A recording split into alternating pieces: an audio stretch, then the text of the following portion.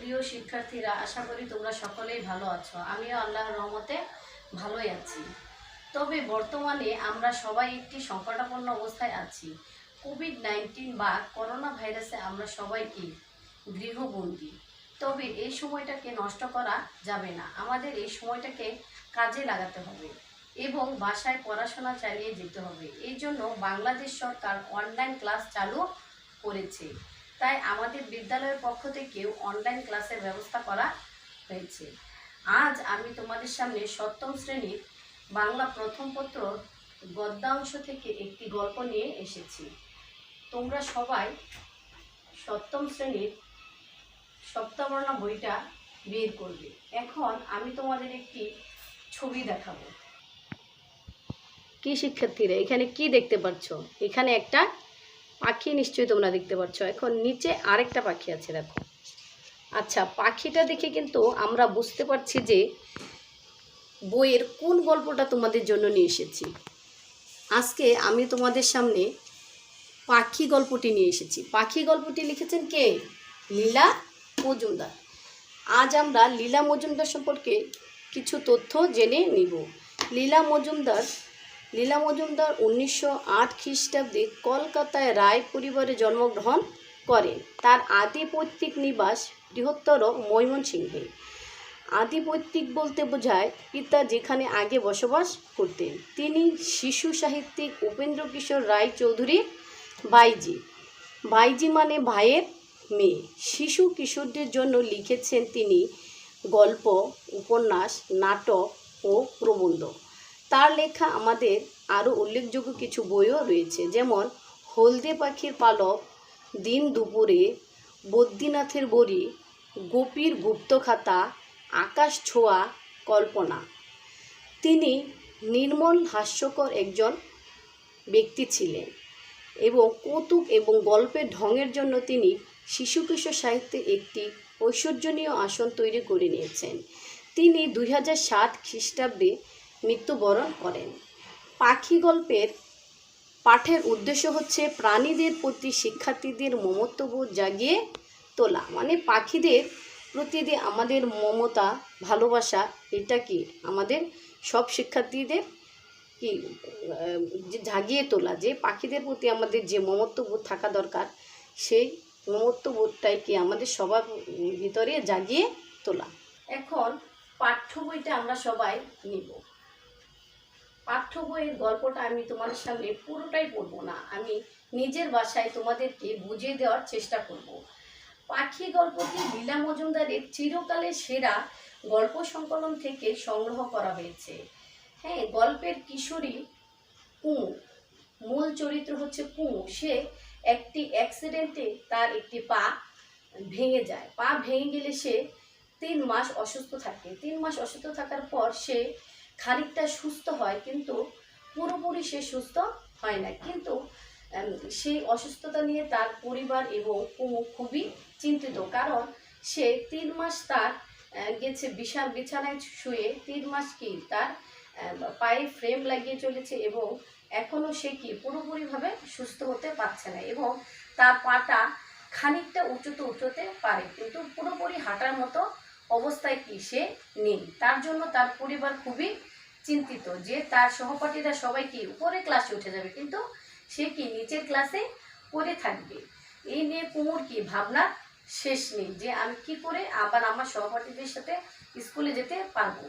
কিন্তু তার খালা বা এসে তার মাকে বলে যে কুমুকে তার নানি বাড়ি সোনাঝুরিতে পাঠিয়ে দেওয়ার জন্য, কিন্তু কুমু কি তাতে রাজি হয় না, কারণ সে যদি চলে যায় তাহলে কি সে পড়াশোনায় কি পিছিয়ে যাবে, কারণ কি সে পড়াশোনায় খুবই ভালো একজন ছাত্রী ছিল। এর জন্য সে কিছুতেই কি তার নানু বাড়িতে যেতে চায় না। কিন্তু তার বাবা তাকে কি করে বুঝিয়ে সুঝিয়ে বলে যে কি সেখানে গেলে কি তার ভালো লাগবে, কারণ সোনাঝুরিতে তার নানি বাড়ি দোতলা বাড়ি, বিশাল বড় এবং অনেক খোলামেলা, তাই সেখানে যে সে কি তাড়াতাড়ি সুস্থ হতে পারবে, এর জন্য তাকে যেতে বলা হয়। কিন্তু তারপর তার বাবা তাকে কি বুঝিয়ে সুঝিয়ে পাঠানোর পর তখন তার নানু তাকে কি বিশাল একটি দোতলা রুম ছেড়ে দেয় এবং রুমটার পাশে ছিল একটা বিশাল বড় কি, বিশাল বড় একটা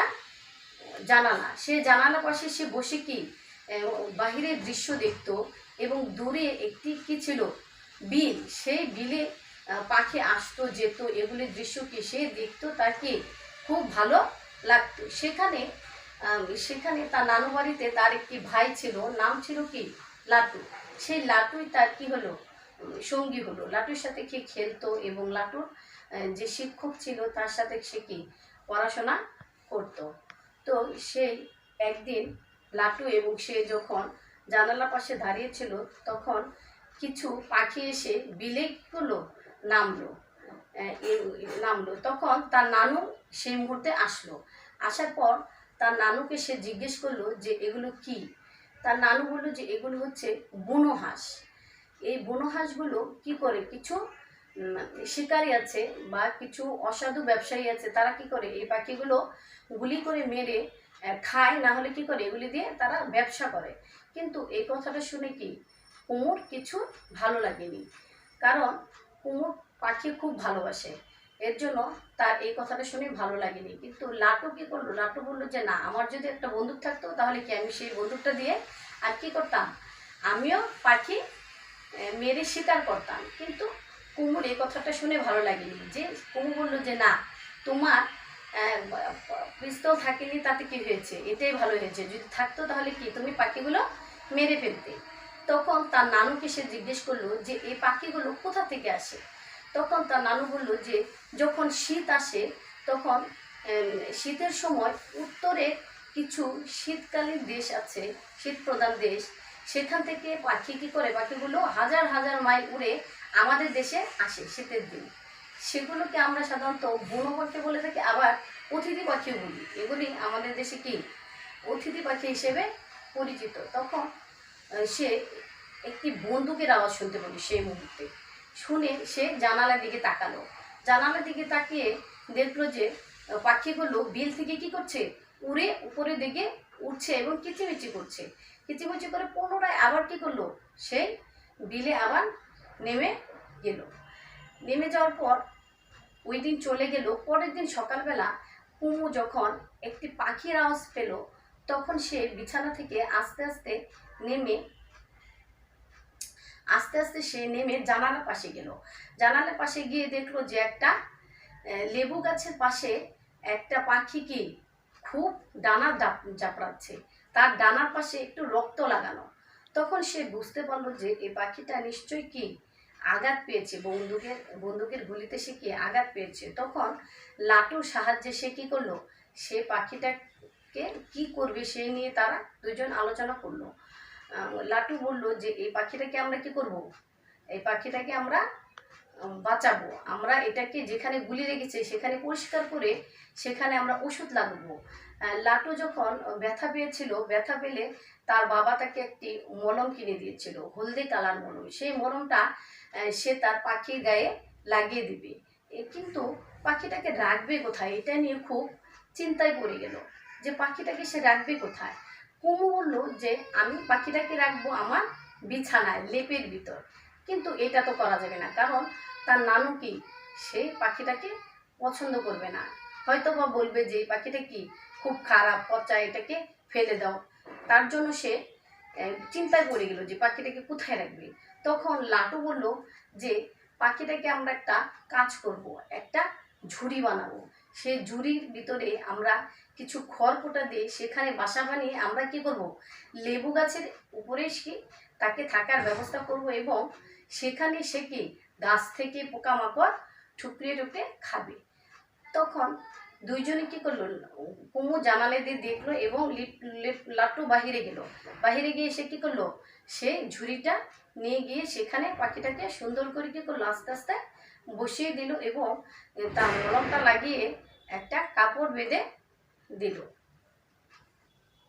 এভাবে 2-3 দিন যেতে যেতে পাখিটা একটু একটু করে ডানাটা লাড়তে শুরু করলো, এবং কুমো পাখিটার সাথে সাথে, এদিক দিয়ে কুমো পাখিটার সাথে সাথে সে খাট থেকে আস্তে আস্তে নামে, আবার একটু জোরে নামার চেষ্টা করে। এভাবে সেও একটু একটু করে নামার চেষ্টা করে জানালার দিকে যে পাখিটাকে বারবার দেখতে গেল, আবার আসলো, এভাবে এসে বসে গল্পের বই পড়লো। এরকম করে 2-3 দিন যাওয়ার পর দেখলো পাখিটা কি একটু একটু ডানা লাড়াতে পারে। তখন কুমুর মনে খুব আনন্দ হলো যে পাখিটা হয়তো বা একটু একটু সেরে উঠছে। একদিন বিকেলবেলা পাখিটা জানলা ঝাপটাতে ঝাপটাতে পড়ে যেতে নিল। তখন লাটু সেখানে নেই। সে তো খুব চিন্তায় পড়লো যে পাখিটা হয়তো বা পড়ে যাবে বা মারা যাবে, এরকম একটা কিছু। কিন্তু আহ, সেই মুহূর্তে লাটু নেই। লাটু কতক্ষণ পরে যখন লাটু আসলো, তখন লাটুকে দেখিয়ে দিয়ে সে পাখিটাকে কি আবার উঠিয়ে দিল। আবার এভাবে 1 দিন 2 দিন 3 দিন কতদিন যাওয়ার পর পাখিটা যখন আরেকটু সুস্থ হয়ে উঠলো, একটি হলদে রঙের বিড়াল পাখিটার কাছে যখন যাবে, তখন কুমু দেখলো, জানালা দিয়ে দেখলো যে পাখিটাকে কি একটি হলদে রঙের পাখি, হলদে রঙের বিড়াল পাখিটাকে ঠুকরাতে যাবে। ঠিক সেই মুহূর্তে খেতে যাবে, তখন সেই মুহূর্তে পাখিটা কি করলো, পাখিটার গায়ে কি এখন মনে হচ্ছে যে পাখিটার গায়ে একটু শক্তি হয়েছে, সে একটু একটু ভালো হতে চেষ্টা করছে। তখন সেই পাখিটা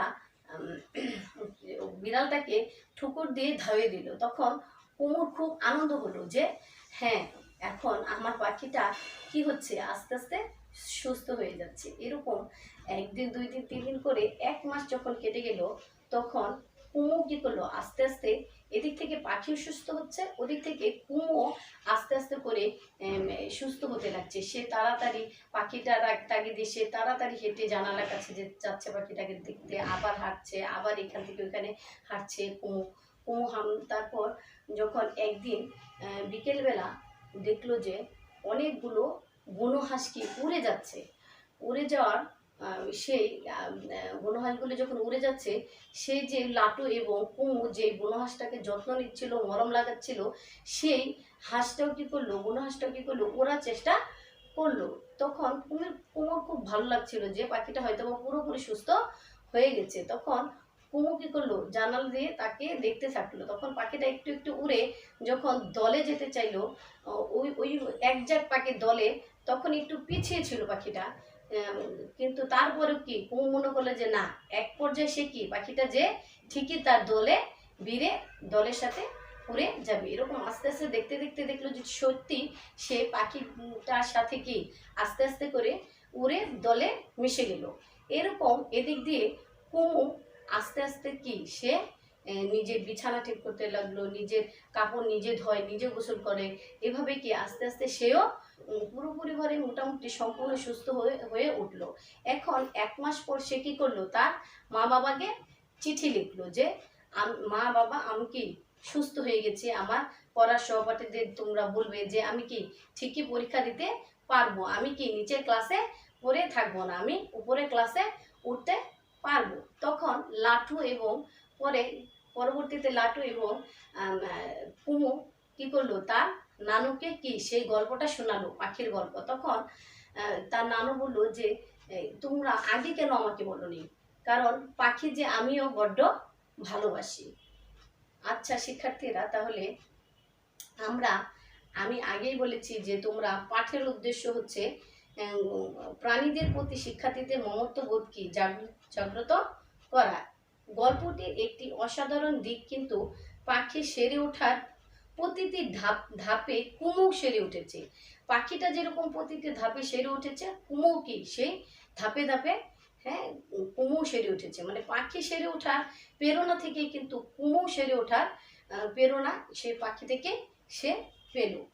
এবং পাখিটির প্রতি 2 জন কিশোর কিশোরীর অকৃত্রিম, এই যে কুমু এবং লাটু, অকৃত্রিম পরিশ্রমের ফলেই কিন্তু পাখিটা সেরে উঠলো। তাহলে প্রাণীদের প্রতি কি আমাদের মমত্ববোধ সবসময় রাখতে হবে।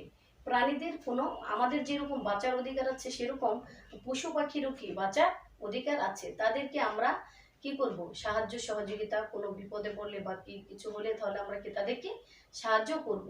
আমরা কখনোই তাদের আঘাত করব না, কোনোভাবে তাদের করবো না, ঠিক আছে। সবাই আমরা কি প্রাণীদের প্রতি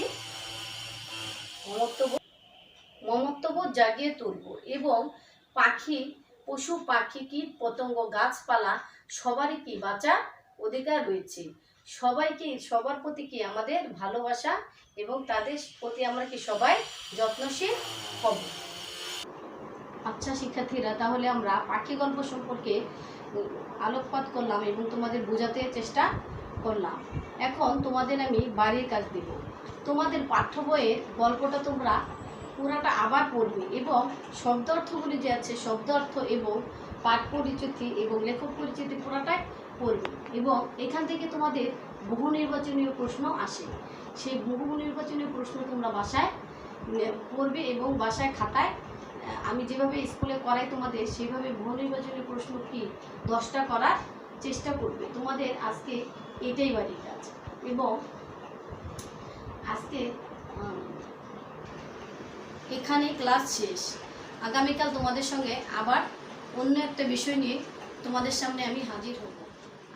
আল্লাহ হাফেজ।